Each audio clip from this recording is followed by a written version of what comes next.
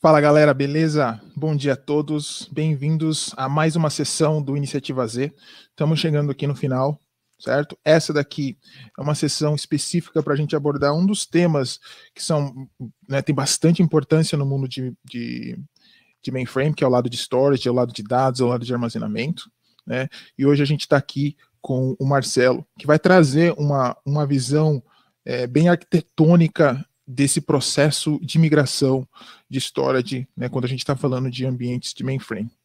Antes de eu passar a bola para o Marcelo, só gostaria de lembrar para vocês que o nosso objetivo aqui é sempre trazer sessões para vocês que agreguem a carreira de vocês. Tá? Então, essa semana, né, acredito que ontem mesmo, eu mandei para vocês uma pesquisa, tá? Onde nessa pesquisa eu estou perguntando para vocês o que vocês acharam desse ano e também fazendo algumas perguntas referentes ao interesse de vocês para o ano que vem. Tá? Ao final dessa sessão, eu vou deixar o link aqui na tela, tá? E o link para vocês irem lá, caso vocês ainda não tenham visto essa pesquisa, tá? Para deixar o feedback de vocês e no ano que vem a gente continuar trazendo os conteúdos que são mais importantes para vocês. Tá bom? Voltando à sessão de hoje, como eu disse, o nosso objetivo aqui é falar um pouquinho de história de hoje e para trazer essa mensagem para a gente, eu estou com o Marcelo Moraes, ele é arquiteto de infraestrutura de storage na IBM Brasil, tá? Mas eu vou deixar que ele se apresente, porque ele vai fazer isso muito melhor que eu. Marcelo, tudo bem? Bom dia. Beleza, Rafa, bom dia. Bom dia, pessoal. Bom, meu nome é Marcelo Moraes, como o Rafa falou, eu sou arquiteto de infraestrutura aí na IBM, eu trabalho hoje focado num cliente de telecom, cliente dos Estados Unidos. Trabalho com mainframe desde 2004 e, apesar de eu não ter escolhido a área na época, eu me sinto muito privilegiado aí, sortudo, de ter sido escolhido pelo mainframe. Acho que foi uma escolha, algo que o destino me preparou e que foi muito bom para mim, para minha carreira e tal.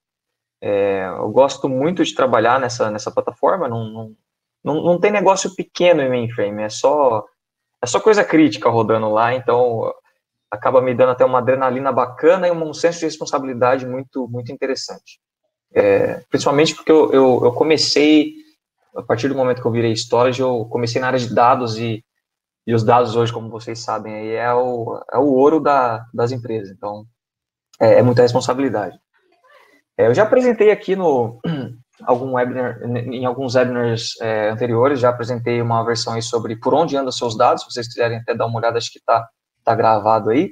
Fiz uma demo interessante e cá estou eu novamente para falar um pouco de migração de dados, né, com uma visão mais de arquitetura, tá? Não é muito a visão de especialista, mas eu queria dar uma visão mais de que um arquiteto deveria pensar antes de começar um projeto como esse, que é muito comum nas empresas, tá?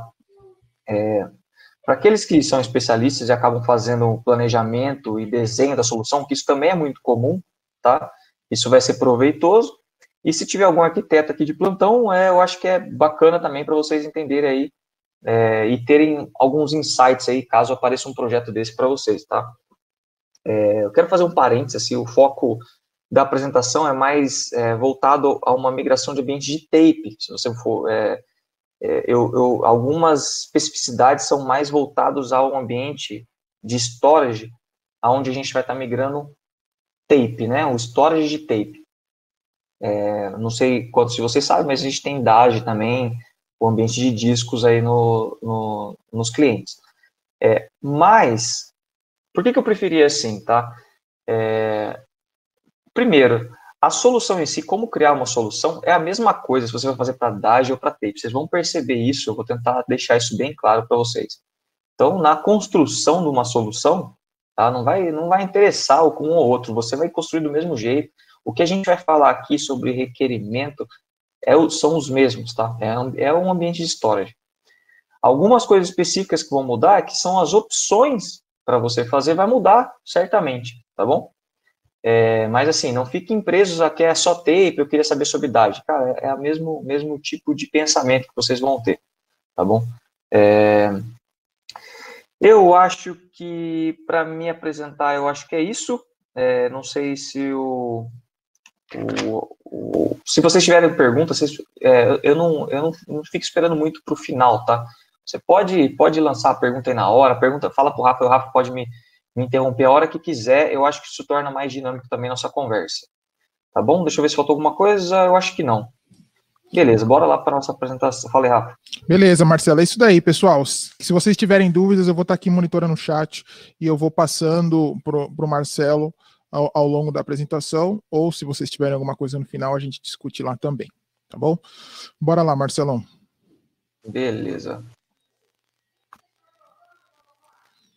Então, beleza. Fase 1 aí, a fase do planejamento, desenho da solução.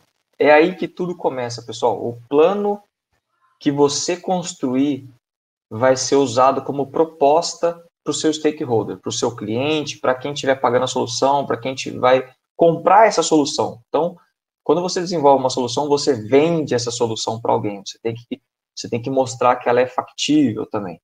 E isso, como a gente vai ver aqui também, tem várias variáveis aí que devem ser colocadas em consideração, como o custo, o tempo que isso vai levar, a disponibilidade ou indisponibilidade do ambiente que essa solução vai causar ali no ambiente do cliente. Então, tudo isso tem que ser levado em consideração, tá? Mas esse planejamento, esse plano que você construir, ele vai ser a Bíblia, tanto para o cliente, tanto para esse stakeholder, como para todos os especialistas que vão trabalhar nessa sua solução. Pense que você, como arquiteto, você é como se fosse o maestro da sua orquestra. Você não vai lá tocar o violino, você não vai lá fazer aquilo que está no seu plano, mas você vai escrever toda a partitura, vai desenhar tudo que tem que ser feito, e você vai dar você vai falar quando ser feito e etc. Tá? Então, essa parte é muito importante. Vocês, como fazendo trabalhando nesse tipo de role days, né? Tipo, não precisando ser um arquiteto oficialmente, mas muitos históricos, muitos especialistas trabalham sendo arquiteto, só que não oficialmente. Vocês têm que pensar em todas essas variáveis aí para construir um plano que seja bom. Então, por onde que vocês começam? Por onde todo mundo tem que começar?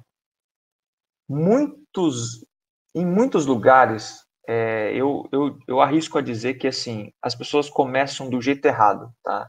Elas começam já plantando a solução. Então, assim, o cliente vem com uma ideia assim, eu preciso migrar meu ambiente. O arquiteto já tem a solução na cabeça, fala, olha, então você vai fazer assim, assim, assado, sem ouvir o cliente primeiro. Esse é o maior erro que existe, que eu vejo, na minha opinião, tá? Então, primeira coisa, não é você já pensar na solução, você tem que entender o problema. Então, você tem que fazer perguntas. A primeira coisa é você fazer perguntas. Qual é o problema atual?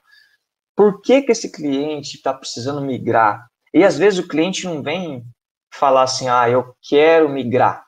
Ele fala assim, olha, eu preciso sair desse local aqui, que eu vou fechar esse data center, e eu preciso ir para outro. Aí, beleza. Aí a sua cabeça já vem, tá bom, ele precisa fazer uma migração. Muitas vezes o cliente não vem assim, eu quero migrar, fazer uma migração aqui do meu storage, do meu ambiente. Então, a primeira coisa é, qual é o problema atual? Por que ele quer fazer isso? Qual é o objetivo final? O que ele quer com o final do meu projeto, dessa minha solução? Para você já ir pensando, conforme você vai criando sua solução, você já entregar o que ele precisa no final disso. Muitas vezes o cliente só quer migrar de um lugar para outro, porque vai fechar um determinado data center. Muitas vezes é simplesmente um refresh de um hardware. Então, assim, os hardwares ele tem uma vida útil, assim, né? Em mainframe vocês vão ouvir falar muito de end of marketing e end of service. São dois termos que o end of marketing é quando aquele equipamento para de ser vendido.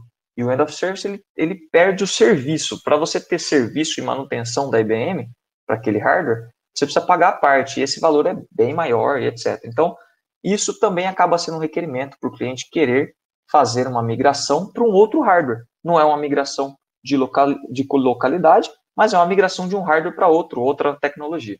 Tá bom? Quais são os requerimentos funcionais e os requerimentos não funcionais? O que são? Isso aí é conceito de arquitetura, tá? Eu vou exemplificar um pouquinho para vocês. Requerimentos funcionais é o que deve ter naquela solução. Então, por exemplo, olha, essa aplicação tem que ficar up o tempo todo. Ela não pode ficar down. Então, sua solução ela tem que ter alta disponibilidade, por exemplo. Então, isso é um ambiente funcional, é um requerimento funcional, tá? É o que deve ter. Os requerimentos não funcionais é como ele deve funcionar. Então, geralmente é mais coisa relacionada à performance. Então, qual que é o tempo permitido para essa aplicação terminar? Qual que é mais relacionado à performance daquele ambiente, tá? Então, o primeiro ali de funcionais é o que e o não funcionais é como ele deve rodar, tá? Quais as limitações do ambiente atual? Aqui o que eu quero dizer aqui ele até vai um pouco em sincronismo com o de baixo, né? Quais as limitações do seu time técnico? Esses dois aí eu poderia colocar até num tópico só. Toda vez que você vai fazer alguma coisa, é muito difícil você não ter alguma limitação, tá? Então, por exemplo, eu preciso criar um ambiente que conecte com outro para ter alta disponibilidade. Por exemplo, eu preciso colocar uma outra máquina lá na outra localidade onde eu preciso mandar isso aqui e conectar com o meu data center atual, por exemplo. Existe uma limitação de distância, por exemplo. O link que eu tenho aqui, ele não dá para essa distância. Eu preciso colocar novos links. Esse é um tipo de limitação que você pode ter. Limitação de time técnico, por exemplo, é o skill do seu time, tá? Lembra que você é o arquiteto aqui. Lembra que você é aquele maestro da sua banda. Se os seus músicos ali, se o seu time técnico não tem o skill necessário, esse é um problema seu, ele acaba sendo um problema seu. Tem muitos ambientes, muitos clientes, muitas contas. Cada conta, cada cliente funciona diferente, tá? Mas tem muitos lugares que é assim, ó. O arquiteto, ele vai, desenha a solução, ele faz todo aquele desenho magnífico, bonitão, e entrega, e fala assim, a solução é essa. Agora vocês se viram, tá? Eu não acho isso muito bom, tá? Esse tipo de... a minha experiência não é assim, a minha experiência é diferente disso, tá? Apesar de saber que isso existe, que isso é muito comum, o arquiteto vai lá, desenha a solução e entrega. E eu não acho que isso seja muito legal, porque o que acontece muito é do arquiteto desenhar uma coisa que não é factível. Então ele desenha o que tecnicamente ali, o que está escrito nas publicações, o que nos livros está escrito que é possível. Ok. Só que aí na hora ele não pega a especificidade de cada ambiente. Ele acaba meio que passando por cima disso. E isso é muito importante. Você precisa criar uma solução que seja factível, que o time técnico consiga executar e assim por diante, tá? Isso aqui o último tópico aqui é mais um plus aí no meu slide, que é uma coisa minha, tá? Inclusive eu esqueci de mencionar isso anteriormente, mas assim, tudo que eu coloco aqui é baseado na minha experiência, tá? Eu não gosto de fazer muita apresentação pronta, com aqueles tópicos que já é visão de arquitetura, mas eu quero colocar também um pouco de mim, da minha experiência própria, tá? Isso aqui é uma coisa que eu sempre tento colocar, é algo que vai impressionar o stakeholder, é algo que vai impressionar o seu cliente, vai impressionar o seu chefe, impressionar quem é que seja que vai comprar a sua ideia, tá? Que seja aqui só uma dica, uma coisa que sempre impressiona eles, tá? Impressiona todo mundo, principalmente para quem vai comprar a sua solução, é redução de custo. Tá? Então, se você conseguir colocar alguma coisa que vai reduzir custo, isso é excelente para quem vai comprar a sua ideia. Então, tá bom. Depois que você fez todas as perguntas, né, e entendeu através das respostas, você vai rascunhar. Tá? Você vai fazer um rascunho da sua ideia principal. O que geralmente acontece é, quando você vai fazendo as suas perguntas, a nossa cabeça já vai matutando aqui o que pode haver de solução. Tá? Então, você já vai pensando, enquanto você vai pegando as respostas para suas perguntas, você já vai pensando o que é que pode ser feito. E geralmente já tem uma principal. Fala, olha, isso aqui é top. Isso aqui é a minha ideia principal. Eu vou desenvolver essa daqui primeiro, mas tá? Quais os passos seriam necessários para colocar essa sua solução principal em prática, tá? Então, aí você já pensa em tudo, tá? Você já pensa naquela limitação do skill do seu time técnico, você já desenvolve isso, poxa, aqui vai ser necessário ter treinamento, por exemplo, para esse time aqui específico, ó, porque os caras aqui, pelo que eu sei, não entendem dessa ferramenta que eu vou precisar, por exemplo. Então, já identifica aí o que você vai precisar para colocar isso em prática, tá?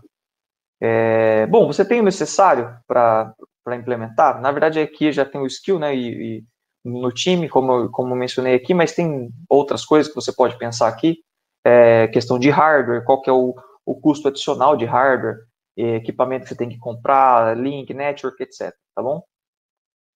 E aqui, isso aqui não é uma visão só minha, tá? Desse último tópico, isso é muito importante, trabalhe numa ideia alternativa. Não fique só com a sua ideia principal, tá? Por vários motivos. Você tem que ter um segundo plano, porque, assim, no seu próprio planejamento, você pode identificar o que a gente fala de roadblocks, que, tipo, vai travar aquela opção e não vai poder andar. Isso pode acontecer. Por exemplo, você vai estar trabalhando. Muitas vezes o que acontece você trabalha no ambiente do próprio cliente, no data center do cliente, e etc. E pode ser que haja alguma coisa lá dentro, uma limitação lá que a gente não conhece, que você, arquiteto, não conheça, entendeu? E isso não pode parar o projeto. Você tem que ter uma alternativa. Então, assim, ó, se A não for, eu tenho a saber aqui. Então, essa questão é muito importante também para vocês pensarem. Tenha sempre uma alternativa, tá? Nunca apresente uma ideia só, uma proposta só. Beleza, do rascunho ao plano aí. Até então vocês estavam sozinhos nessa. Na verdade, você só conversou com o cliente aí, com o seu stakeholder, e foi desenhando o que veio na sua cabeça, o rascunhou, tá? Só que a partir de agora você precisa criar um plano. Então, você precisa conversar com aqueles especialistas seus. Então, entender se os skills estão ok, não só skills, tá? Você entender se o que você pensou nesse planejamento seu é factível. Você precisa saber do seu time de network, falar assim, olha só, eu preciso de um link daqui do Brasil, aqui de São Paulo até o Rio Grande do Sul. O que eu preciso para isso? E eu estou pensando nisso aqui. Isso aqui dá certo? Você precisa validar essas ideias com alguém. Geralmente com um SME, que na verdade é o especialista daquela área. Tá? Você precisa validar isso. Isso é muito importante. Para vários... Por alguns motivos. Um é você próprio se cobrir e falar assim, olha, eu peguei o feedback do especialista e assim, o arquiteto ele tem uma visão macro, mas aquela visão específica não tem como você ter de tudo, de todas as áreas envolvidas num projeto como esse, tá? Então você vai, a partir desse momento que você fala com os especialistas, adiciona os detalhes desse plano, tá? Identifique os gaps, o que pode ser melhorado. Nessa conversa com o especialista, você acaba identificando muita coisa do que você pensou que pode ser melhorado, ou até reescrito, pensado diferente, porque pode não acontecer exatamente do jeito que você pensou inicialmente, tá? Identifique os riscos, tá? Nesse ponto, defina o que será necessário aí para essa implementação. Aí aqui eu listo algumas coisas, tá? Pense numa coisa, a gente está falando de uma migração de storage aqui, tá bom? Então você, de novo, tá? Quando a gente fala de migração, muita gente, se eu perguntar para cada um de vocês, principalmente se fosse antes de eu fazer a introdução, provavelmente cada um de vocês diria alguma coisa diferente se eu perguntasse o que é migração para você, o que seria uma migração de storage para você. Para uns pode ser, olha, eu migro de um hardware para outros pode ser eu migro de uma localidade para outra. Para outros pode ser, para algumas pessoas, e até em algumas publicações, vocês vão ler que migração, inclusive eu li um Redbook da IBM sobre isso, no capítulo de migração lá, tinha lá que um backup era migração. Então, e que não está errado se você for analisar a fundo, tá? Então você tira, o que é um backup? Geralmente você tira de um disco, manda por uma fita, você migrou esse dado de lugar. Esse tópico, inclusive, ele é mais tópico da minha apresentação antiga que eu fiz, da minha apresentação que eu fiz há alguns meses atrás aqui, que eu falava justamente sobre isso, do que para essa. Mas, assim, tem gente que acha isso como migração também, tá bom? Aqui eu vou analisar mais uma migração como se fosse o seguinte, ou de um hardware para outro, ou de uma localidade para outra, tá? Então, você tem instalações físicas nesse data center, que você precisa pensar, pô, eu tenho máquinas adicionais, tá bom, para colocar. Eu tenho espaço nesse data center, você precisa ligar esse seu hardware, né? Você tem o plugzinho ali do power, aonde você precisa colocar ele. Então, assim, você tem que analisar onde exatamente esse equipamento vai ficar, se tem o power ali, se o cabo de rede está indo para lá, se as fibras estão indo para lá, que vão ser usadas como I/O, que vão ser, com certeza, conectadas a um CPU, a uma Z15, a uma Z14, sei lá, o ambiente que você tem, tá? Então, tudo isso tem que ser pensado antes de você começar qualquer coisa, tá? Antes de você começar qualquer implementação. Pô, vai lá e compra o hardware sem fazer isso? Não. Planeje isso antes, tá? Se você tem esse espaço suficiente, etc, tá? E todos os recursos necessários. Lembre-se que vocês vão ligar esse equipamento em algum lugar. Então, você precisa de network, tá bom. Você é o arquiteto, aí, vamos supor, tem muita gente que fala, eu sou arquiteto de storage, ele vai lá e desenha storage. Tá bom, mas esse storage vai ser ligado num switch. Você precisa ou falar com o arquiteto de network, mas você precisa pensar nessa variável. Tá bom, o switch tem porta suficiente ou eu preciso comprar um switch novo? Quanto vai custar um switch novo? Então, tudo isso é parte do seu plano, tá bom? De um plano desse. Muita gente acha que migração é uma coisa bem simples. É uma coisa que tem muitas variáveis para ser pensada, tá bom? E aí tem o labor, o trabalho do pessoal, isso gera custo. Cada empresa vai ser diferente a maneira de pensar, tá bom? Esse labor aqui, por exemplo, se você já tem funcionário que já é pago para isso, ok, já está lá embutido. Mas tem hora extra? Vai gerar hora extra nesse processo? Então, tem os licensing aqui, tipo, você tem feature code para ser instalado, você tem software novo para ser comprado, vai ter uma licença aí, um custo a mais com licença. Então, aí a gente poderia ficar listando várias coisas aqui, tá? Eu coloquei os principais aqui, tá bom? Bom, defina uma timeline do seu projeto. Não há cliente, não há stakeholder, não há um cara que vai comprar esse projeto sem ele saber. Ok, quanto tempo isso vai durar? Todo mundo precisa saber disso, tá? Todo mundo vai precisar saber disso, desde o especialista para saber do planejamento dele, do trabalho que ele vai ter, desde o cara que vai pagar esse projeto, ou seja, todo mundo precisa saber dessa timeline. Então, cria uma timeline. Olha, a gente vai começar a fazer a compra do hardware aqui a gente vai começar a fazer a preparação do data center e assim por diante, tá? Analise os custos da implementação, né, dessa solução, e aí, baseado nesses exemplos que eu já usei aqui, physical installation, hardware e software, todas essas coisas, tá? Finalize o plano com sua recomendação e aquela solução alternativa. Então, finalize o plano com todos os detalhes, com a timeline certinho, falou, vai começar aqui, terminar aqui, o custo vai ser esse, e a alternativa para essa solução vai ser essa aqui, ó. O custo vai ser esse aqui, vai ser diferente, ou vai ser igual, e vai funcionar desse jeito. Então, basicamente, é assim que você sai do seu rascunho para um plano oficial para ser apresentado, tá bom? Pessoal, alguma dúvida até aqui? Qualquer coisa, lança aí no chat. Eu estou tentando dar uma olhadinha no chat aí de tempo em tempo para ver se vocês estão com alguma dúvida, tá? Por enquanto não, Marcelo. Vamos seguindo. Beleza. Rafa, eu esqueci de perguntar antes, cara, me desculpa, mas eu queria usar aquele, acho que é Draw.io o nome dele, para até desenhar um pouquinho, aí eu teria, até para fazer as coisas serem mais fáceis de entender, eu poderia parar a apresentação em algum momento e sharear uma outra coisa? Tipo, sharear meu browser aqui. My friend, você é o capitão. Beleza. Então, aqui é o seguinte, pessoal, use a sua criatividade para desenvolver sua solução com critérios, tá? Então, o que eu quero dizer aqui é o seguinte, não viaja muito. Existem alguns patterns, alguns padrões, algumas soluções que muita gente já implementou para você usar como parâmetro, Então, não pense em ideias mirabolantes, assim, que é lógico que isso é interessante, fazer um exercício e tal, mas, assim, se fizer sentido apenas, tá bom? E aqui eu listo alguns tipos de soluções para fazer uma migração de storage, tá bom?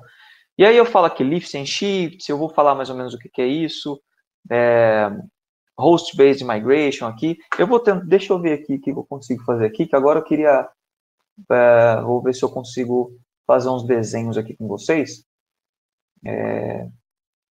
só para ficar mais simples, tá? Vou deixar aqui metade, deixa eu tentar abrir meu browser aqui.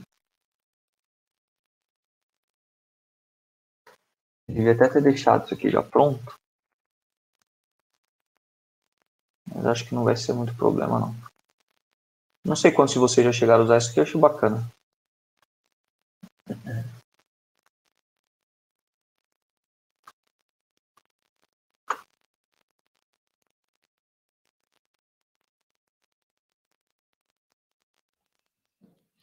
Como chama esse programa aí, Marcelo?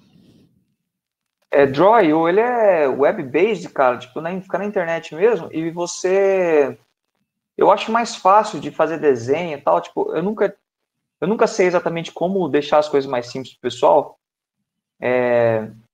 Então você tem bastante coisa aqui, ó, que você pode usar, sei lá, tipo, deixa eu ver se tem aqui mainframe. Você escreve mainframe aqui, por exemplo.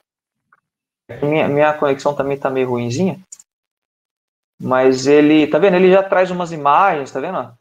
De mainframe aqui, aí você chega aqui, arrasta para cá, e aí começa a desenhar algumas coisas, acho de forma mais simples.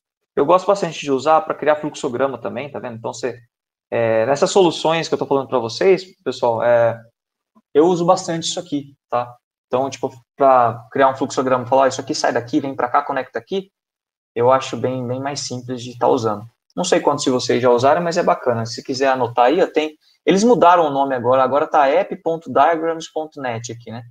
Mas se for no Google escrever Draw.io, também vocês vão achar que é o antigo nome aí da ferramentinha. Tá bom? Então, beleza, pessoal. Seguinte, vamos falar de cada um dessas coisinhas aqui que estão escritas aqui. Então, a primeira coisa aqui é o lift and shift. Aqui. O que significa isso? Cara, é você levantar e mudar de lugar. Então, aqui é o seguinte, essa solução, ela vale para quando você vai mudar de data center, por exemplo, tá? Eu, por exemplo, eu tô desenvolvendo uma solução agora para o meu cliente, onde ele vai fechar o data center de DR atual. Então, assim, ele falou, olha, Marcelo, eu vou fechar o meu data center, cara, de DR.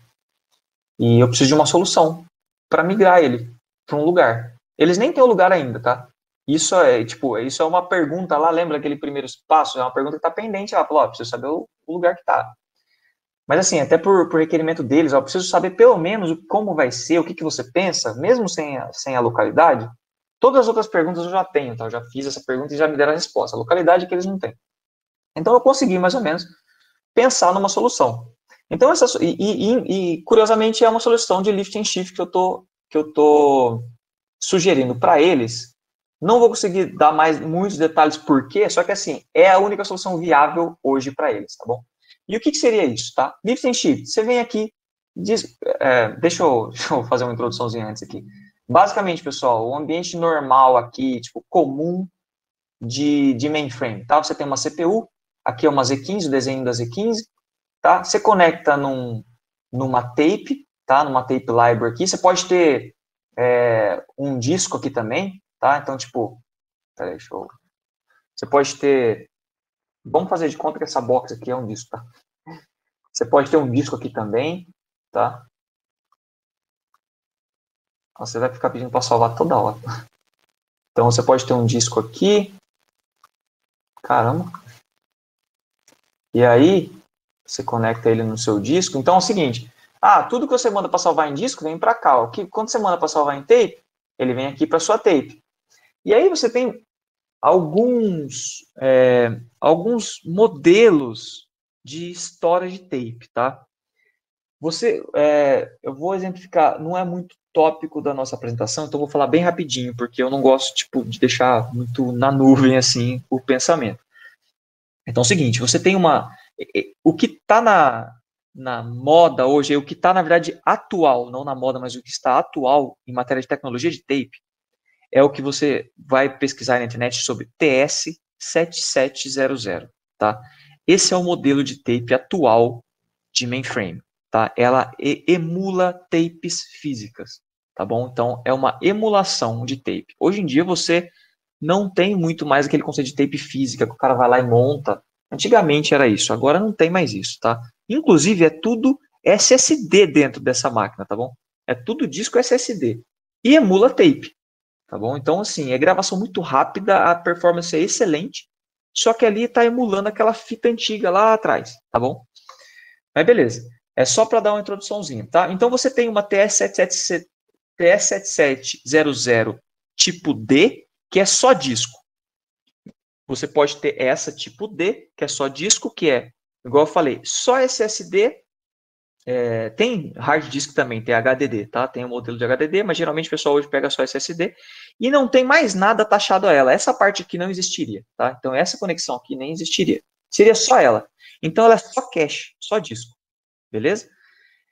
Isso aqui que eu fiz anteriormente é uma 7700 modelo T, que é Tape Attached. Então tem tapes físicas aqui dentro. Então você tem cache aqui e ela faz offload para as tapes físicas aqui, tá bom? E agora tem a TS7700 tipo C, que ela, ao invés de você ter conectado aqui numa tape library física, você conecta ela na nuvem. Então você tem uma cloud aqui, conecta ela diretamente na nuvem e você faz esse offload para a nuvem, tá bom? Não é o tópico da nossa conversa, a gente pode com certeza, se vocês estiverem interessados, falar sobre isso no próximo webinar, mas só uma introdução por enquanto, tá bom? Então vamos voltar lá, lift and shift, pessoal, o que seria isso? Cara, você cata tudo isso aqui e manda via caminhão lá para onde você precisa. Você cata daqui e leva para lá. Isso é um tipo de solução? É um tipo de solução. Dependendo da sua criticidade do seu ambiente, se for um ambiente de produção, por exemplo, eu duvido que vai ser recomendado uma solução assim. Eu acho muito difícil. O ambiente de produção não pode ficar parado todo esse tempo, né? Então, qual que é o impacto de uma solução assim, lift and shift? Você vai desligar esse equipamento. Você vai tirar do power aqui, empacotar eles, colocar eles num caminhão, mandar para outro lugar. Esse outro lugar vai ter que já ter todos os recursos já disponíveis. Lembra lá? O network, o power, o floor space, o espaço lá no data center, tudo isso já vai ter que estar tudo prontinho lá para você chegar, conectar esses caras lá, reconfigurar e beleza, colocar up de novo. Isso é uma solução lift and shift, tá bom? Host-based migration, o que é isso, pessoal? Seguinte, vamos falar aqui que eu preciso migrar desse hardware para esse hardware. Vou até tirar esse cara daqui, vamos colocar o novo hardware aqui. Ó. Essa aqui é a nova TS7700. Beleza? Essa aqui é a 7770. Essa aqui é a 7760. Eu estou falando algumas coisas aqui que provavelmente, possivelmente, para alguns de vocês, é meio sigla e número. Mas, pessoal, dá uma olhadinha. TS7770, 7760, só para vocês verem aí na internet. Pega umas figuras, aí vai nas figuras lá do Google e dá uma olhadinha só para vocês saberem tal como que é. Mas basicamente é aquilo que eu já falei, tá bom? Emula. E esse aqui é o novo modelo. Ela é mais rápida, tem mais cache, tem alguns features a mais. E é basicamente isso. Essa aqui, por exemplo, vamos dizer que a gente precisa tirar daqui e colocar para cá. Esse host-based migration que eu estou falando aqui no meu slide, ó, essa segunda opção aqui de solução que você pode pensar, você usa a CPU para fazer essa migração. Então, o que acontece? Você roda vários jobs aqui na Z, tá? No seu CPU, ele vai pegar esses caras, essas tapes aqui, ele vai ler essas tapes, vai processar, você vai ter CPU aqui, utilização de CPU aqui, tá? E ele vai jogar nessa nova tape library aqui, tá bom? Então, você basicamente usa CPU para fazer isso. Host-based migration significa isso. Você roda um monte de job para ler essas fitas e gravar em novas fitas. Se tiver alguém de storage aí, já deve até ter pensado isso. Para você fazer isso, você tem que pensar o seguinte.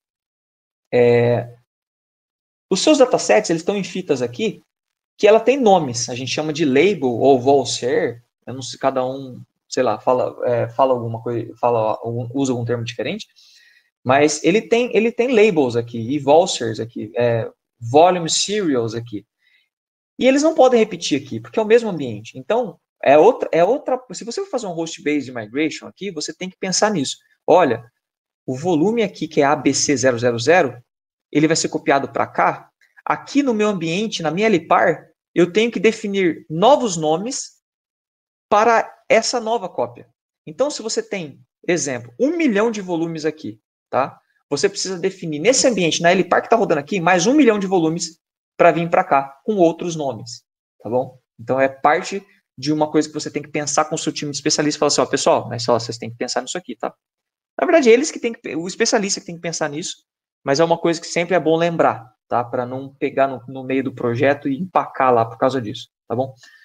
Beleza, pessoal, esse é o Host-Based Migration. Alguma dúvida sobre como isso funciona? Beleza, se eu for olhar no chat que não tem nada, eu vou passando para frente, beleza? Frame Replacement Migration for TS7700T. Agora que eu vi aqui, que eu coloquei... Minha apresentação está em português e tem uns termos em inglês aqui, né? Mas é até melhor usar os termos que estão nos manuais mesmo, até para vocês pesquisarem, tá bom? Então, beleza. O que seria essa Frame Replacement Migration aqui? Lembre só dessa opção, na verdade, dessa configuração que eu coloquei para vocês. Se eu não tivesse essa opção no meu slide, eu nem colocaria essa tape library aqui atachada, tá? Lembra que eu falei aqui, ó, que isso aqui, quando está atachado aqui, ela é uma TS7700 tipo T, porque ela é tape attached, tem fita física aqui dentro, tá? Esse frame replacement é o seguinte, pessoal. Vamos supor que você precisa tirar os seus volumes dessa máquina, porque essa máquina, sei lá, já chegou no final do serviço dela, já acabou a manutenção e etc. Qual que é essa opção? Deixa eu deletar ela, acho que é melhor. Você tira esse cara daqui, coloca esse no lugar e conecta ela aqui, ó. Vou falar de novo, tá bom? Para ficar mais claro. Lembra que isso aqui estava aqui, né? No lugar. Essa antiga estava aqui. Você faz o seguinte. Offload de tudo que está aqui para cá, para a fita física, tá bom? Você tira tudo que está aqui do cache. Na verdade, você fala assim. Eu quero que tudo que está em cache esteja também nas fitas físicas aqui nesse meu frame físico. Você tem jeito de fazer. Você manda comando para falar. Eu quero offload de tudo. Beleza. Uma vez que você tem certeza que tudo que está aqui também, você pode tirar esse cara daqui, tirar essa library antiga daqui, coloca a sua library nova, instala ela certinho, conecta ela aqui, e aí você faz o quê? Volta para o cache dessa. Então, esse é o frame replacement. Você usa aquela parte física da sua tape library para fazer o upload de novo na nova library. Entendeu? Então, primeiro você faz offload para cá, e aí depois você monta as fitas físicas aqui tudo de novo para trazer o dado para cá. Beleza? Então, esse é o frame replacement. De novo, tudo isso que a gente está falando aqui é o quê? São ideias para aquele plano que vocês vão estar pensando aí como arquiteto agora, tá bom? Então, a sua solução, você tem uma TS7700T? Tenho. Eu tenho uma library lá. Beleza, então isso é uma possibilidade para você fazer a sua solução. E aí eu digo até mais, tá, pessoal? Aqui dá a impressão que eu estou no mesmo data center, né? Eu estou aqui no mesmo data center, eu só tiro a antiga e coloco a nova. Ok, só que você pode fazer o contrário. Vamos supor que você precisa também fazer o replacement desse cara aqui, ó, dessa tape library, mas lá no outro data center. Você pode tirar essa tape library daqui, desconecta ela, manda isso aqui via caminhão lá para essa nova localidade, conecta ela lá nessa nova localidade, na nova tape library, e faz a mesma coisa, tá bom? Beleza, ficou claro até agora? De novo, tá? Se eu não estiver vendo nada aqui no chat, vou botando para frente. Espero que esteja. E por favor, pessoal, se quer me deixar triste, eu sair daqui e saber que vocês estão com dúvida, hein? Join and Copy Refresh Processing, tá bom? O que é isso? Tá? Eu não fiz uma configuração de grid aqui. Para quem não sabe o que é grid, é o seguinte. Isso aqui é CPU, tá? Não mistura as coisas. O que é grid? Deixa eu primeiro conectar aqui uma na outra.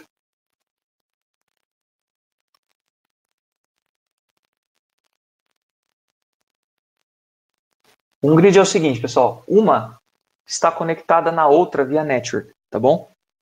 Então é o seguinte. A partir do momento que essa CPU aqui, ó, ela gravou um dado,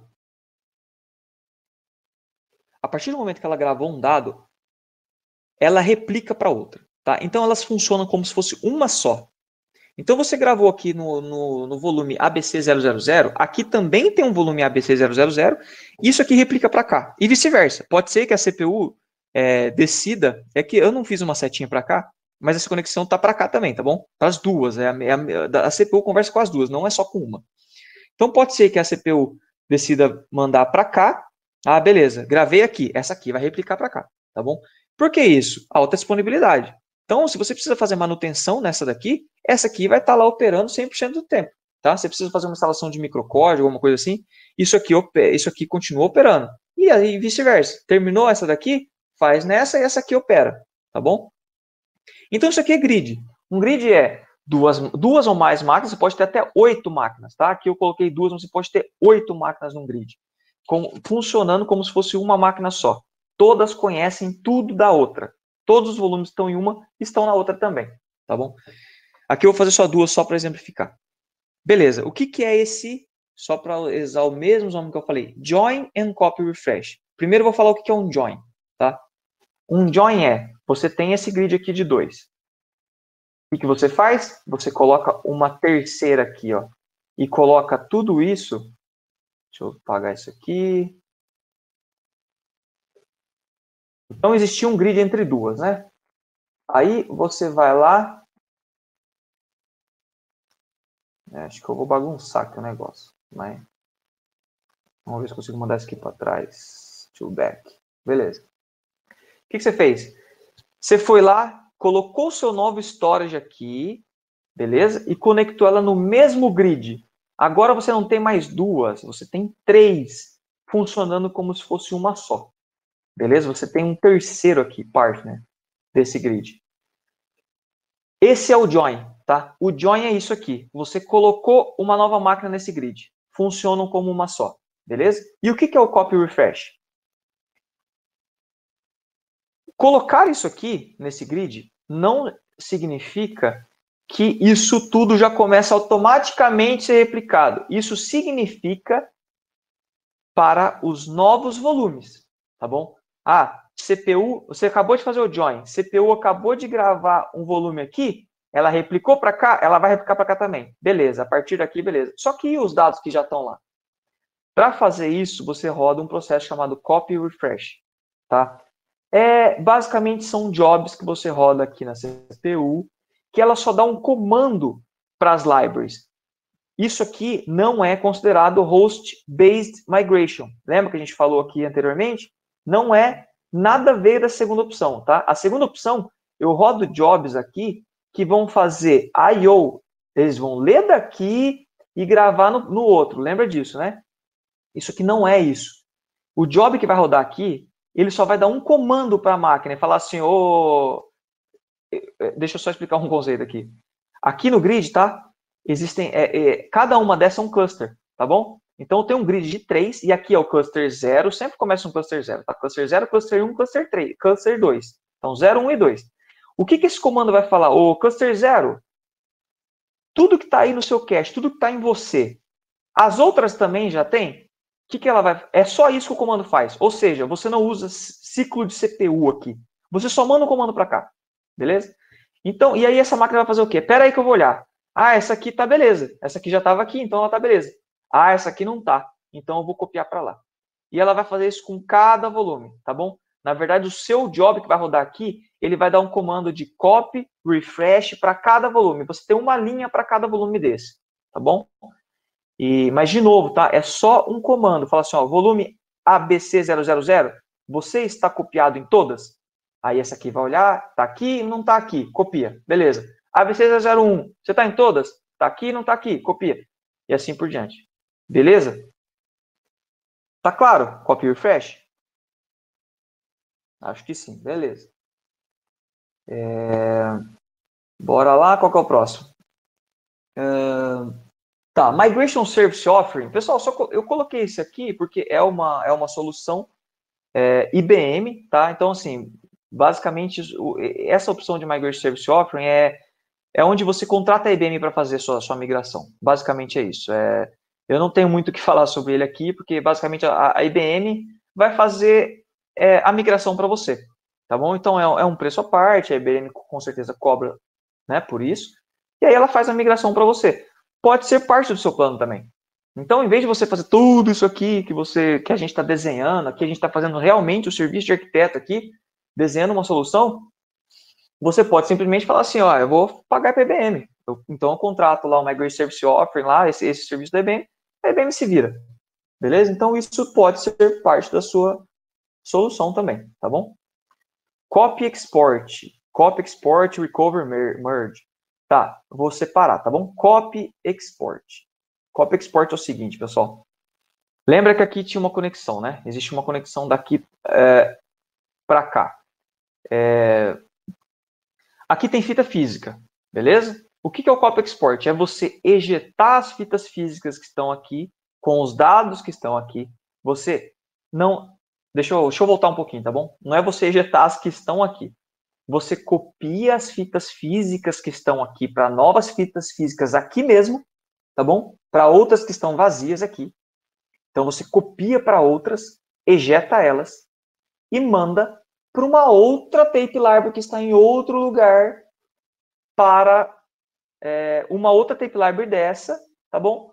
Para fazer aquele processo de upload aqui para essa nova TS7700 nessa nova localidade, tá bom? Não sei se ficou claro que eu falei meio bagunçado, mas vou falar de novo aqui só para ter certeza. Basicamente, fita física aqui, você escolhe novas fitas físicas para copiar esse dataset para as novas fitas físicas, porque essas fitas físicas vão ser ejetadas, beleza? Você vai mandar essas fitas para uma nova localidade e vai recuperar lá nessa nova localidade, tá bom? Isso é copy export, você manda a fita física para outro local para ser recuperado lá, beleza? A segunda opção aqui, só uma coisa, isso aqui é geralmente usado para DR, tá, pessoal? Hoje em dia, com a tecnologia que tem, bom, cada cliente tem sua particularidade, tá bom? Então, assim, não tem como falar assim, não é recomendado, não é sugerido, mas é que tem tecnologias hoje que, tipo, ele tira um pouco essa necessidade, tá bom? De você ejetar a fita aqui, mandar via caminhão lá e etc, tá bom? Mas, geralmente, é usado para DR. Então, você tira aqui, manda para o seu site de DR e recupera lá seu ambiente, tá? Aqui, só Copy Export Recover Merge, na verdade é a mesma coisa, tá? Copy Export Recover Merge é o Copy Export, só que com essa opção de Merge, tá bom? Essa opção de Merge é o seguinte, o seu Copy Export, por padrão, essa recuperação lá no seu novo ambiente que eu falei para vocês, no seu novo data center, ou nesse target data center, ele é usado quando isso aqui está vazio, tá? Quando o seu servidor de tape aqui, quando a sua tape library está vazia, tá?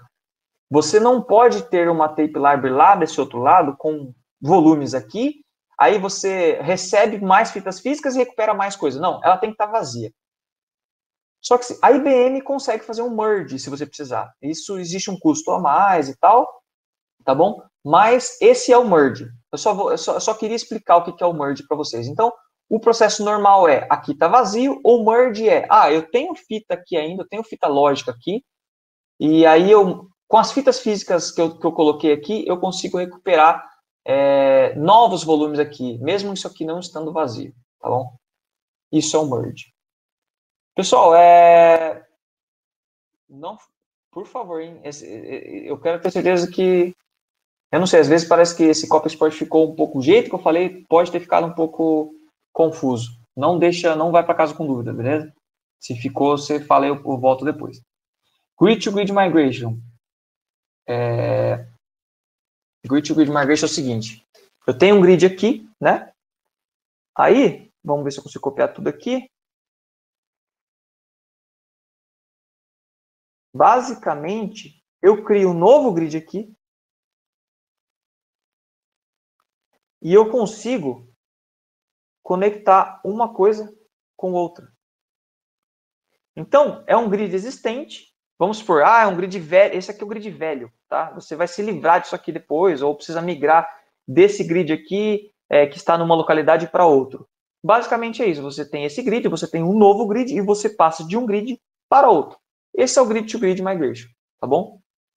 Existe uma particularidade muito importante nesse caso aqui, no grid-to-grid migration, tá?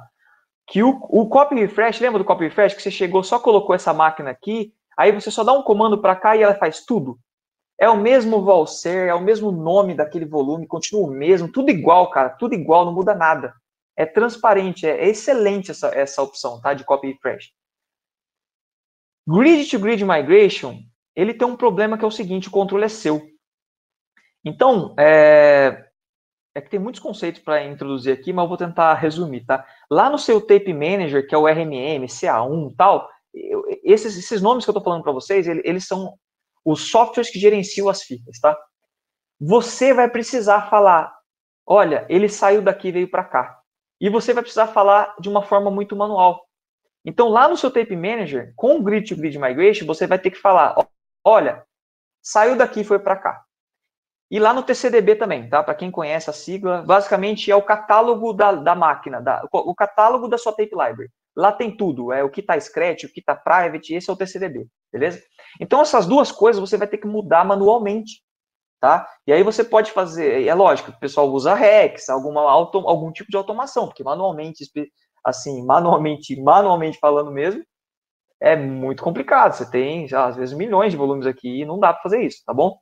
Mas essa é uma particularidade muito importante do Grid to Grid Migration. Para quem olha aqui, pô, é simples também, né? Você criou um outro grid aqui e migrou. Só que a migração é simples, pessoal, mas o controle, depois que você migra, você tem que correr lá e fazer já a alteração.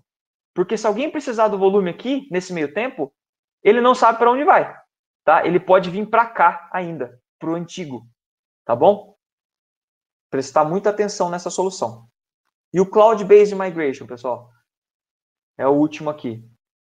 Cloud-Based Migration. Basicamente, você tem esse grid aqui, tá? Deixa eu ver se eu consigo um negocinho aqui legalzinho. Beleza. Você tem esse grid aqui. Vamos supor que essa máquina aqui... Lembra que eu falei que tem 3 tipos de máquina no começo? Você tem a TS7700D, que é só cache. A tipo T, que é essa aqui, ó, que está conectada a essa tape library. E a tipo C, que conecta na cloud.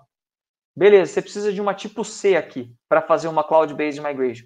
Você pega isso aqui, manda para a cloud. Aí qualquer outra que é tipo C também e conectada naquela cloud, consegue ler esse dado. Então essa aqui de baixo aqui, ó, conseguiria recuperar todos os dados só acessando a cloud, tá bom? Então tipo assim, você veio para cá, fez offload para a cloud e essa aqui que está em outro lugar consegue ler os dados da cloud. Esse é o Cloud-Based Migration. Beleza, pessoal? Bom, minha parte aqui de desenhista já foi. Por favor, de novo, vou pedir isso toda vez. Não vai com dúvida, tá bom? O que será necessário para implementar a solução? Beleza? Vou falar alguns pontos mais importantes aqui. Requerimentos do data center, floor space, já falei bastante aí em alguns slides anteriores, tá bom? Você precisa de um espaço para aquela máquina. Você precisa de espaço de manutenção para essa máquina, tá? Lembre-se que essa máquina tem porta. Então, assim, você não sei lá e medir, qual é a dimensão dessa máquina aqui? Aí vai lá, eu tenho a quantidade de metros quadrados disponíveis aqui no meu data center para colocar essa máquina. Mas lembre-se, você precisa do CI lá, do cara que faz a manutenção trafegando em volta da máquina, você precisa abrir a porta dessa máquina. Então, tudo isso tem que contar, tá bom? Esse espaço aí de porta aberta, de manutenção, etc., vai contar. O power, né, que é você precisa ali ter no seu data center ali, no local que você escolheu que essa máquina vai, você precisa ter ali o plug ali, né, com o seu power, com a sua energia. Cooling, isso aqui é muito importante. Antes de virar arquiteto, eu achava isso bem abstrato, assim, mas é muito importante isso aqui. O cooling aqui você tem... Eu vou falar, acho que alguns slides para frente, como dimensionar isso, tá bom? Mas você precisa pensar nisso também. para saber se a temperatura do data center, quanto mais, lembre-se que quanto mais equipamentos você coloca lá, né, mais aquecimento você vai ter, mais energia isso vai gerar, mais potência isso vai gerar, e aí gera potência, gera calor e etc, tá bom? E aí você precisa pensar nisso. Network Resources, né? Lembra lá do switch? Por exemplo, é um dos pontos a ser pensado. Você vai usar um switch que já está lá, você vai comprar um novo. Esse switch que está lá tem portas disponíveis ou não tem? Então é coisa para ser pensado aí, tá bom? Requerimentos do storage. Bom, primeira coisa, qual equipamento você vai querer? Lembra que no meu desenho lá eu tinha dois, né? Eu tinha uma que eu falei que é mais antiga e uma que é a nova. Qual das duas você vai querer? Qual das duas é mais apropriada para a sua solução? Tá bom? Qual é a capacidade total do storage? Quantos terabytes, quantos petabytes, quantos gigabytes isso aí vai precisar? Falei de gigabytes aqui, mas só para exemplificar, mas para o mainframe não vai ser questão de gigabytes, e se for questão de gigabytes, você nem tem essa opção de comprar uma máquina de alguns gigabytes, tá? É tudo terabyte. Bom, quantos I/O cards você vai precisar? Lembra que ponto forte no mainframe, qual que é? Capacidade de I/O muito, muito alta, muito forte.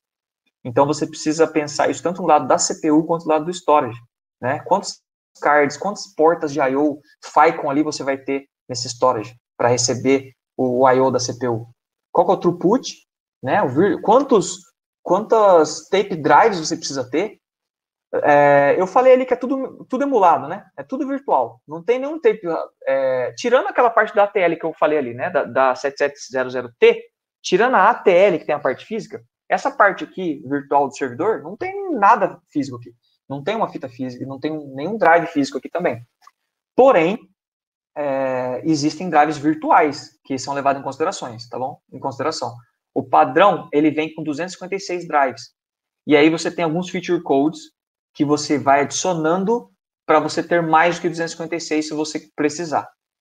Essa opção de ter mais de 256 veio com, essa aqui é 7770, tá? Mas essa opção foi introduzida na 7770, uma versão antes desse modelinho aqui, beleza? Bom, velocidade dos seus links e planejamento de network que a gente até já falou, beleza? Dicas para análise de custo, pessoal. Aqui eu vou falar do storage. Como você faz isso? Isso aqui, eu não sei quem que já viu isso alguma vez na vida, se alguém já mexeu com... Isso aqui chama eConfig. Essa aqui é a configuração que você vai mandar para o time de vendas da IBM. Você vai falar com o cara que vai te vender esse hardware, você precisa mandar uma configuração para ele. Muitas vezes, o próprio cara de pré-sales, de pré-venda, já constrói isso aqui para você. Ele que vai construir. Você fala assim, cara, eu estou precisando nisso e a minha configuração tem que ser mais ou menos essa. Aí, se você não tem acesso ao eConfig aqui, alguém vai construir isso para você. Mas, basicamente, por que isso é atrelado ao custo aqui nessa minha apresentação? Porque isso aqui que é usado para eles fazerem qualquer cotação para vocês, tá bom? Então, isso aqui são todos os feature codes, tá vendo? Da máquina. Você precisa pensar em tudo isso aqui. Tudo que a gente falou tá aqui, pessoal, tudo. Isso aqui é cache, por exemplo, tá vendo? Isso aqui, o CSA é a controller. O cache controller é esse feature code aqui, ó, 5660, 5661 é a extensão de cache. Então, tudo que a gente falou tá aqui, ó. Ops, passei aqui para frente. Então, aqui é cada cache, tá vendo? Lembra? Você viu aqui, ó? Controller é um controladora por frame, e aí você pode ter, eu acho que até 9 extensões, tá? Nessa máquina aqui específica que eu peguei, eu tenho uma controladora e 5 extensões. Tá vendo? Elas estão descritas aqui, ó. Uma controladora de 96 terabytes, tá vendo? Inclusive, é o mínimo que você pode ter, tá bom? Você não tem menos do que isso. Se você tiver um ambiente com 1 terabyte, não sinto muito, mas não tem a opção de 1 terabyte aqui. E aí você tem uma controladora, e se você precisar de mais de 96, você também tem as extensões, tá vendo? Então, lembra aqui, ó, tem uma controladora e 5 extensões. Tem uma controladora e 1, 2, 3... 1, 2, 3... provavelmente eu cortei no meu eConfig, tá? Mas com certeza tem 5 extensões aqui na configuração, eu acabei cortando ela, beleza? Mas é isso aí. E isso aqui é usado, você vai mandar para o time de cotação lá e vai te dar um valor, beleza? Então aqui, ó, throughput, tá vendo? Tá tudo aqui, ó. Additional Virtual Drives, lembra que eu falei dos drives? O padrão 256. Se 256 fosse suficiente para mim, eu não teria nenhum, esse feature code nem estaria aqui, tá? Eu tenho 10 aqui no caso, tá bom? Cada feature desse te dá 16 drives a mais daqueles 256, beleza? Então, isso aqui é para sua análise de custo de storage. Isso aqui vai ter que ser construído por alguém, tá bom? Análise de custo do data center. Bom, primeira coisa, olhar o manual da máquina, tá bom? Olhar o manual daquela tecnologia. Então, isso aqui você vai encontrar em todas as máquinas, tá? Você precisa ter isso aqui. Então, tem a voltagem lá, tem, tá vendo quantos watts consome. Então, isso aqui, você vai saber quanto de power você vai precisar. Lembre-se que isso é gasto a mais no data center. Todo mundo que controla o data center, o seu cliente vai querer saber isso, tá? Quanto espaço ele consome, tá vendo aqui, ó? Quanto peso, ó, qual é o peso dela? Então, tipo, para esse transporte, vai estar tudo aqui. E aí você começa a trabalhar nessas informações, pessoal. Tipo, qualquer área que consome é coisa simples aqui mesmo, tá? É largura pela profundidade. Aqui a altura não é relevante para você, para saber a área e tal, mas é basicamente isso. Então, você vai ter um manual desse aqui, né? Você vai, na verdade, procurar esse manual do equipamento que você escolheu lá atrás e fazer os seus dimensionamentos de custo também, tá? Beleza. Labor, basicamente, é baseado em horas de trabalho. Então, eu vou precisar de tantas horas do time de hardware para instalar esse equipamento, tantas horas de network, tantas horas de time de storage para configurar esse storage, para mexer lá dependendo da sua solução, né? Para fazer a reconfiguração lá do Tape Manager que eu falei, se for necessário, etc. Tá bom? Então, é baseado aí em custo de horas de trabalho mesmo. Aí aqui, os demais custos de software, por exemplo, é baseado em negociações específicas. Se tiver algum software específico que você vai precisar na sua solução, aí é com cada vendor, tal, não tem como eu colocar muito aqui para vocês, tá bom? Mas é uma coisa que vocês têm que pensar, tá bom? Ir atrás do vendor, falar, vou precisar de um software específico, vai atrás desse vendor aí, ver quanto que vai cobrar. Muitas vezes acontece o quê? Você contratar um software por um tempo, só do tempo do projeto, beleza? Então, o projeto vai durar, por isso que é importante aquela timeline também. O projeto vai durar 6 meses, por exemplo. Ok, eu compro o software por 6 meses. E aí, mas aí, de novo, a negociação é muito particular, beleza? Fase 2 mostra se a sua argumentação é factível. Eu vou passar bem rápido, porque eu sei que meu tempo já estourou, tá bom? E aqui não é aquele core da minha apresentação, tá? É mais para vocês terem uma ideia. Mais até do meu estilo também, do estilo que eu acho que é importante vocês terem em mente, caso vocês já trabalhem como arquiteto ou caso vocês tenham intenção de virar um. Bom, existe um documento chamado TDA, então, você bolou sua solução, já escolheu o seu hardware, existe o Technical Delivery Assessment, tá? Que isso aqui tem o Pre-Sales e o Pre-Install, tá? O Pre-Sales tipo, antes de você comprar, você já faz, são várias perguntas, basicamente são inúmeras, centenas de perguntas, que basicamente a IBM está fazendo para você, para ter certeza se o que você está falando que quer comprar, você realmente quer comprar, tá? Então, ele te fala, basicamente assim, você sabe que esse hardware aqui, ele precisa de um conector de power que é assim, assim, assado? Esse é um exemplo, tá? Você já viu isso? Você já viu aquilo? Então, tem o pre-sales antes de você comprar e antes de você instalar também tem um, tá bom? Então, isso aqui é muito importante ir atrás, depois que você tem a sua solução, preencher todos esses requisitos e com o time técnico, não faça isso sozinho, tá bom? Você precisa de outras pessoas ali te dando suporte para isso, tal, e até porque o time que vai ser envolvido precisa estar a par disso, tá? Bom, crie o documento aí com os steps, né, a serem executados. Basicamente, cara, você vai precisar fazer isso e vai precisar revisar isso com o Project Manager. Você vai precisar, desde o primeiro step, fazer o order do equipamento, instalar o power, né, lá no data center, etc. Você vai ter que listar step by step, passo a passo aí o que vai precisar ser feito aí para preparar esse projeto. E pessoal, aqui basicamente é só um resumo. Implementação desse projeto, tente estar muito em cima ali, tente participar desse projeto, tá? Eu acho isso muito importante, de verdade. Isso te faz crescer como solução, na verdade, como um provedor de solução. As suas soluções acabam ficando melhores e melhores, porque você vê o que podia ser melhor, você faz a solução pensando na execução. Não crie soluções para jogar para alguém executar, tá bom? Isso é muito importante. E cuidado com os cleanups, tá? Só um exemplo que eu vou dar para vocês.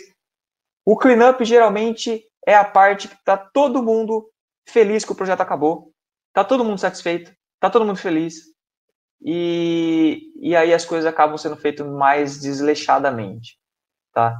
E pode acontecer erros graves no último step do seu projeto, tá? Eu sei que isso não é muito função do arquiteto, mas assim, se o arquiteto puder prevenir isso, eu acho interessante. Fala com o project manager, fala assim, ó, fica em cima disso aqui. Só para dar um exemplo para vocês, no último step de um projeto meu, um cara lá, né, isso foi nos Estados Unidos, tá? Foi lá e era só para ele desconectar o cabo do equipamento antigo.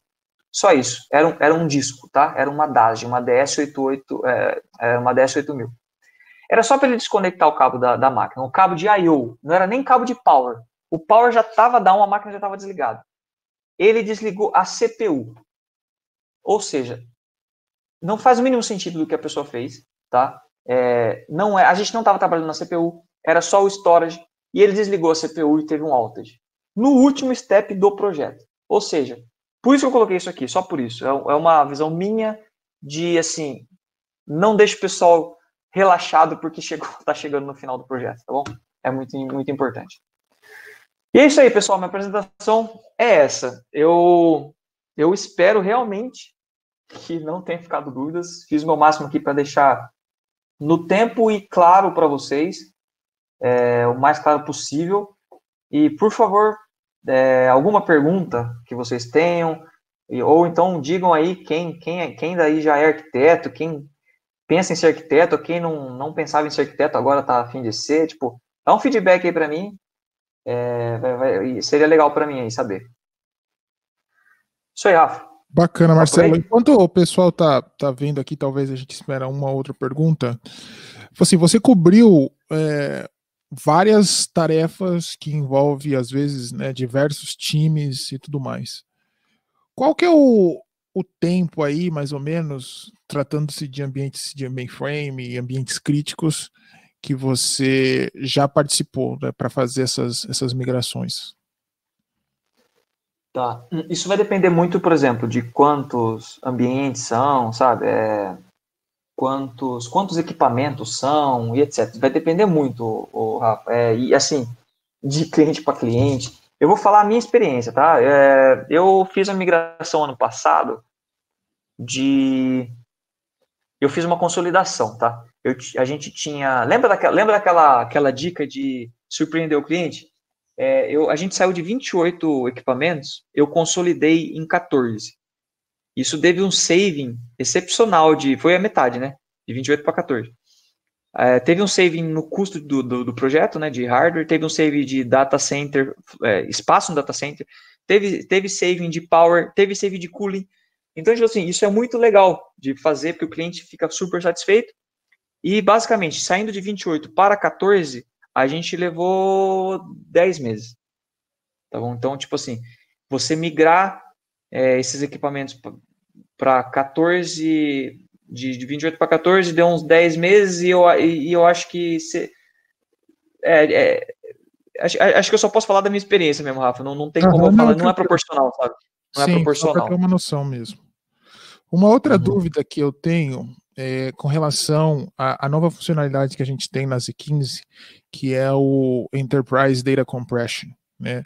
E até você falando aí de reduzir pela metade o footprint do data center, você chegou a usar essa tecnologia ou você já trabalhou, está trabalhando em algum projeto que está utilizando isso, e qual que é o impacto que você vê, né, no mundo de storage, essa possibilidade de comprimir esses dados, né, da maneira, né, que o mainframe consegue fazer? Tá, eu não trabalhei ainda, porque eu acho que essa função está na Z15, né?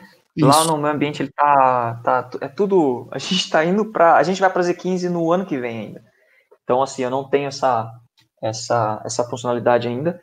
No meu caso aqui, Rafa, eu consolidei mais por causa do seguinte: a tecnologia, ela me habilitou ter um equipamento maior. Então, com o avanço da tecnologia, o meu cache pode ser muito maior.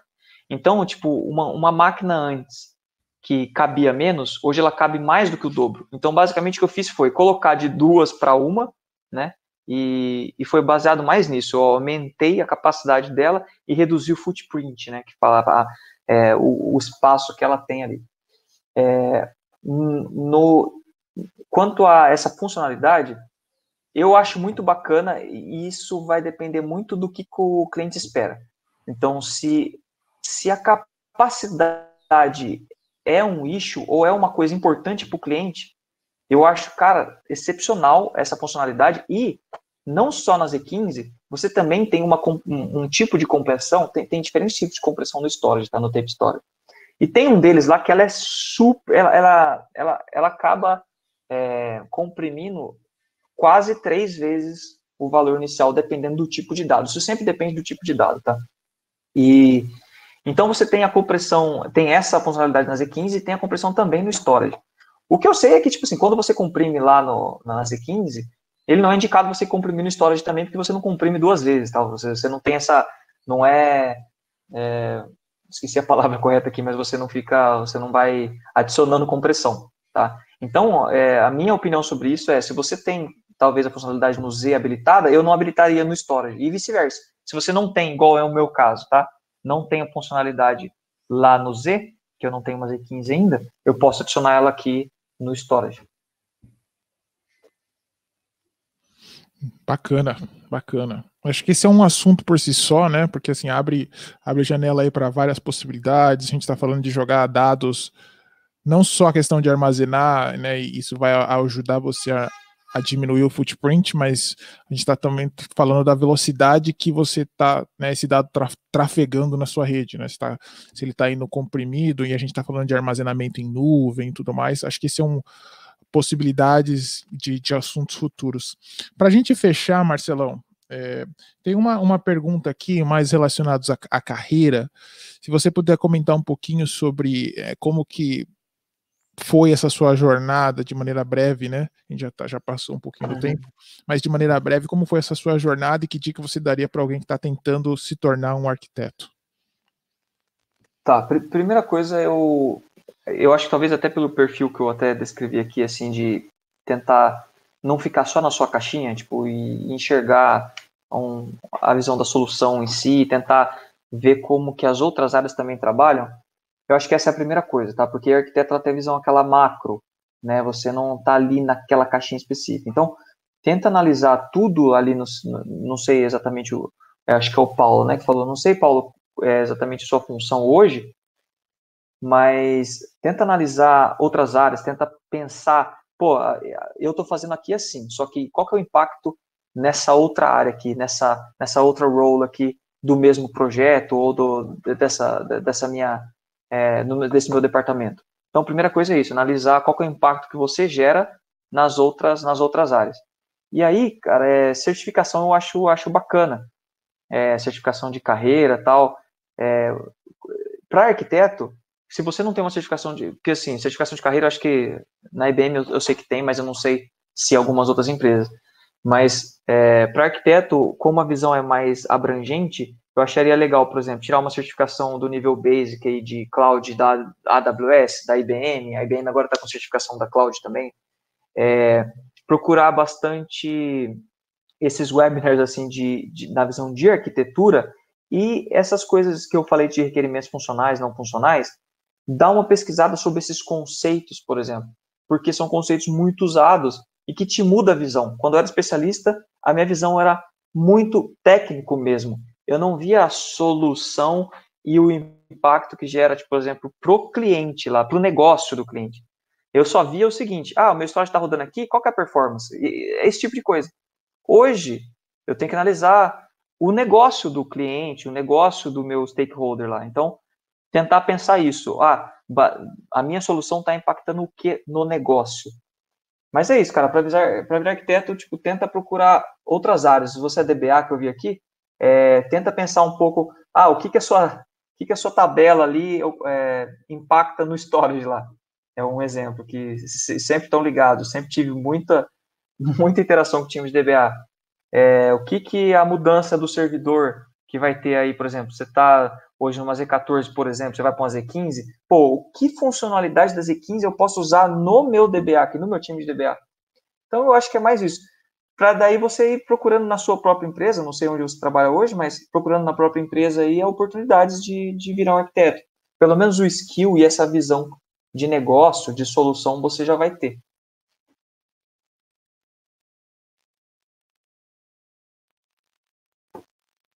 Show de bola, Marcelo. Beleza. Vou aproveitar então para fechar nesse assunto. Marcelo, muito obrigado mais uma vez aí pela participação. É sempre um prazer ter você aqui com a gente. Mostra sua carinha aí para a galera ficar feliz de novo. E espero que o ano que vem você consiga participar, né, encontre um tempinho aí na sua agenda para participar com outros assuntos também. Tá?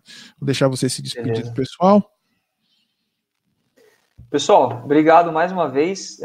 Se vocês tiverem a oportunidade aí ainda de dar um feedback pro Rafa, eu acho, cara, que eu gostaria muito que não fosse virtual. Adoro olhar para vocês, trocar ideia. Só que daí eu falo mais ainda do que no virtual. Então, tem que me policiar com isso aí. E manda feedback aí pro Rafa aí, vai ser legal para mim também evoluir na próxima aí, tá bom? Obrigado a todos aí pelo tempo. Valeu, pessoal. Eu vou colocar aqui na tela agora, como eu tinha falado lá no início, tá? O link de feedback, tá? Que vocês podem utilizar para dar também uma visão do trabalho que a gente fez esse ano como um todo e também compartilhar alguma das sessões e interesses que vocês têm para o ano que vem. Tá? Se vocês não receberam o meu e-mail ou se receberam e ainda não conseguiram, estão com um tempinho agora, clica aqui nesse botãozinho verde que está aqui embaixo, tá? E vejam, acho que 3 minutos vocês conseguem preencher tudo, tá bom? Vai valer muito a pena para que a gente possa programar algo bacana para vocês o ano que vem também, tá bom? Pessoal, muito obrigado mais uma vez a participação de vocês. Semana que vem a gente vai ter uma sessão focada em MQ, vai ser a primeira que a gente vai ter, tá? E vai ser a nossa última do ano. Tá? Vai ser a nossa última sessão do ano, e daí a gente passa efetivamente a se planejar e programar para 2021. Tá bom? Marcelo, mais uma vez, muito obrigado. Pessoal, muito obrigado e até quarta que vem. Valeu, pessoal. Tchau, tchau. Tchau, tchau.